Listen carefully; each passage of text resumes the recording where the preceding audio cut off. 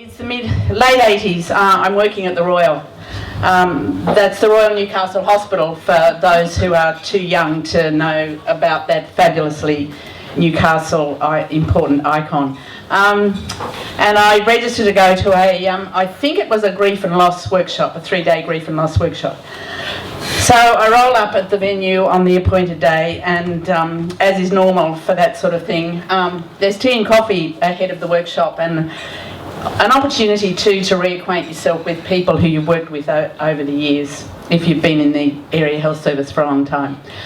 So there's a bit of laughter and backslapping and playfulness going on before the workshop, and then we're ushered into the room, and we're sitting in a circle of about 20 people, 20 seats. There's 20 people in the workshop plus the facilitator, and we're invited to introduce ourselves. So it's very quick, very brief. Hi, I'm Melanie McKinnon. I work at the Royal in a surgical ward. I have to say at this point in time that I was dressed, and this is important I think, I was dressed fairly conservatively in a navy blue skirt and top with a coloured shirt underneath and socks to go with the shirt. You can see I'm into coordination. So then we go around the room and introduce ourselves, and then we get a piece of A4 paper pinned on our backs, and each of the other 19 people in the group are invited to write one word that best describes that person, their first impression.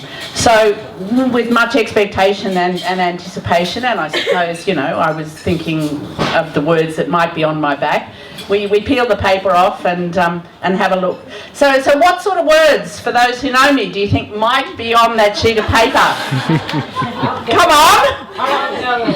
Loud! I thought the same. What else? Outgoing. Outgoing, yes.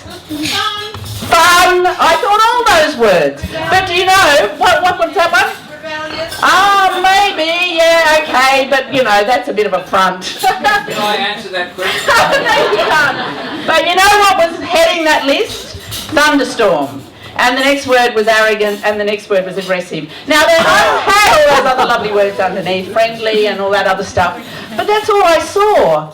And that was my oh shit moment. Oh shit, how could somebody have come to that sort of judgment after such a brief and seemingly unremarkable encounter?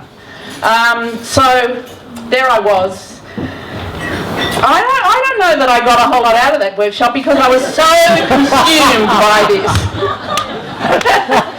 Anyway, so there was a secondary oh shit moment there because, you know, why was this so important to me? Why did it have such an impact on me?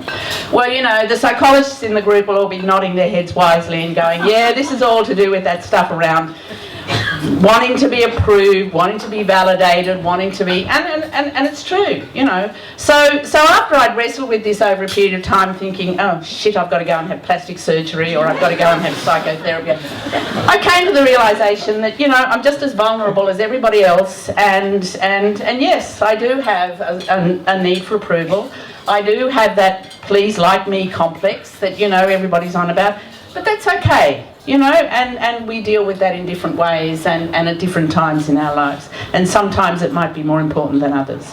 So it was about acknowledging, I suppose, that vulnerability in myself and going with it and accepting it.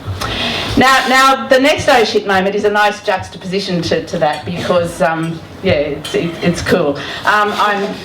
My mother died overnight suddenly in 2001, and my husband was at that stage of the game commuting to Sydney every day. And so he's on the train to Sydney, and I had walked the dog and I was getting ready for work and the phone went. It was my brother-in-law saying that my mother had died suddenly. And that was in Shoalhaven Heads. So I knew by the time I got to my husband and got him home that half the day would be gone, and I wanted to get there as quickly as possible. I knew I couldn't drive, so I threw a few things in a bag, got my daughters to drop me at the station and went on the train. Got to Central, got on the train to Wollongong from Central, and I got onto the top part of the carriage, and there were about 6 other people sitting in this carriage and lots of empty seats.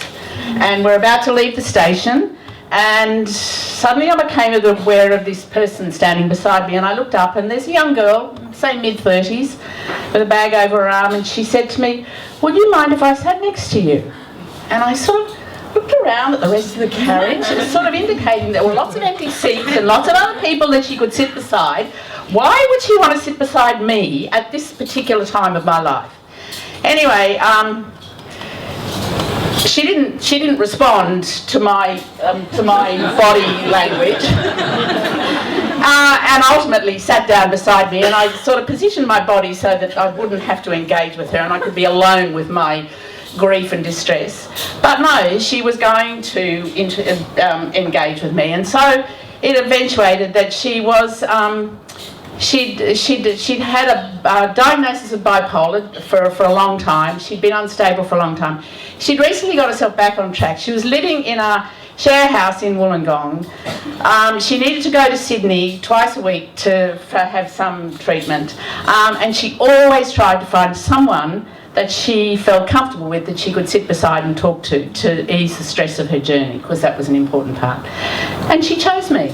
So I reckon that was a nice sort of, here was the thunderstorm. Maybe all the other people in the carriage looked like thunderstorms too, I don't know.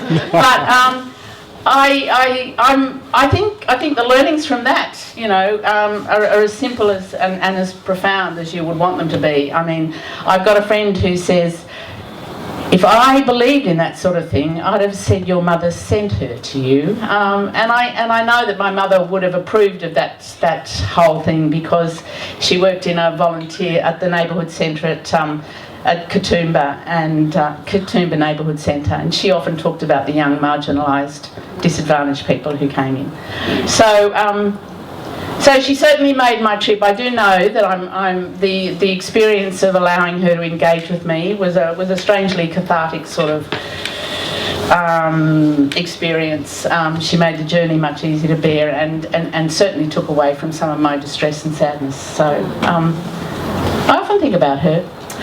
So that's all. They're my 2 oh shit moments, maybe 3 oh shit moments, but thank you.